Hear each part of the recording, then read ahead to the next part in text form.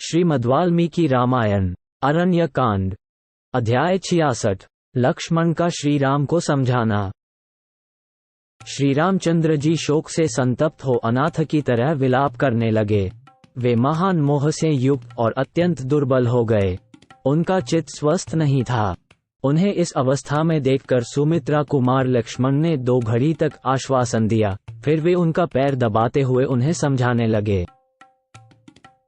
भैया, हमारे पिता महाराज दशरथ ने बड़ी तपस्या और महान कर्म का अनुष्ठान करके आपको पुत्र रूप में प्राप्त किया, जैसे देवताओं ने महान प्रयास से अमृत पा लिया था। आपने भरत के मुंह से जैसा सुना था, उसके अनुसार भूपाल महाराज दशरथ आपके ही गुणों से बंधे हुए थे और आपका ही वियोग होने से देवलोक को प्राप्त हुए।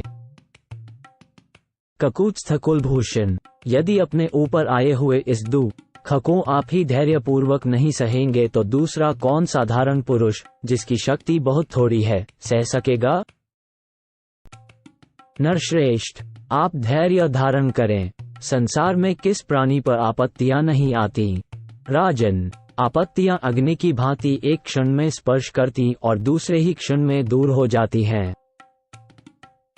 पुरुष सिंह, यदि आप दुखी होकर अपने तेज से समस्त लोगों को दग्ध कर डालेंगे तो पीड़ित हुई प्रजा किसकी शरण में जाकर सुख और शांति पाएगी?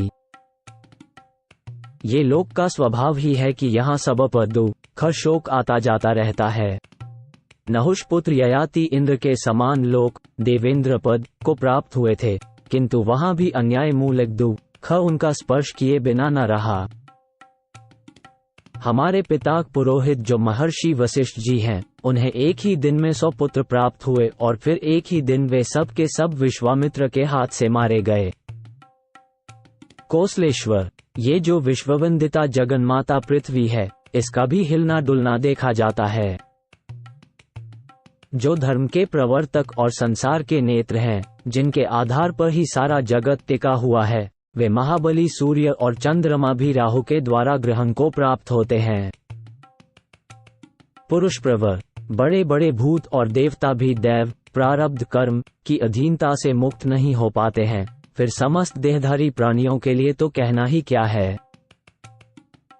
नरश्रेष्ठ, इंद्र आदि देवताओं को भी नीति और अनीति के कारण सुख और दुख की प्राप्ति होती सुनी जाती है, इसलिए आपको शोक नहीं करना चाहिए।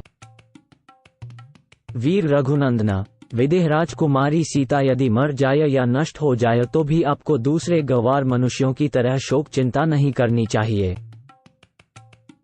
श्री राम, आप जैसे सर्वज्ञ पुरुष बड़ी से बड़ी विपत्ति आने पर भी कभी शोक नहीं करते हैं। वे निर्वेद खेद रहित हो अपनी विचार शक्ति को नष्ट नहीं होने देते। नरश्रेष्ठ, आप बुद्धि के द्वारा तात्विक विचार कीजिए, क्या करना चाहिए और क्या नहीं, क्या उचित है और क्या अनुचित, इसका निश्चय कीजिए, क्योंकि बुद्धियुक्त महाज्ञानी पुरुष ही शुभ और अशुभ, कर्तव्य अकर्तव्य एवं उचित अनुचित को अच्छी तरह जानते हैं।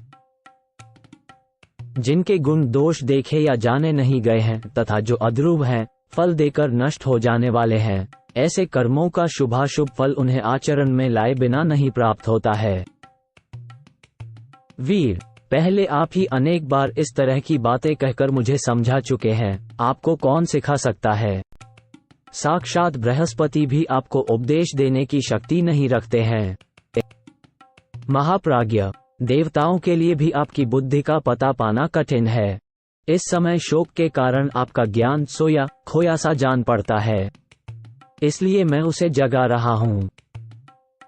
इक्ष्वाकु कुल शिरोमणे, अपने देवोचित तथा मानवोचित पराक्रम को देखकर उसका अवसर के अनुरूप उपयोग करते हुए आप शत्रुओं के वध का प्रयत्न कीजिए।